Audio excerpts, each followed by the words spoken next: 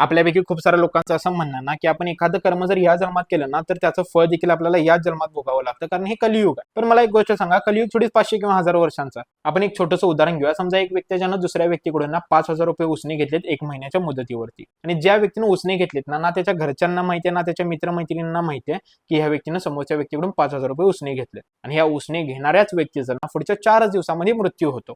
आता तो त्याचे 5000 रुपये परत देण्याचे कर्म या जन्मामध्ये फेडू शकतो का? नाहीच ना.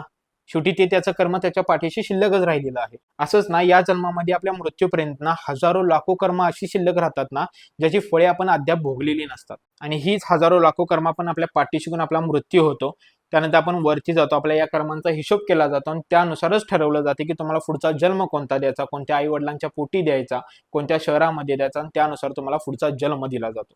आता या पुढच्या जन्मामध्ये ना तुम्हाला मागील जन्मातील या कर्मांची फळे भोगावी लागतात, असं आपल्याला आपल्या भगवद्गीतेमध्ये सांगितलेलं आहे. पण भगवद्गीतेतील कर्माचा पाठ जर तुम्हाला साध्याने सोप्या शब्दात समजून घ्यायचा असेल ना तर हे एक पुस्तक आहे कर्मांचा सिद्धांत. हे भगवद्गीतेवरतीच आधारित बुक आहे.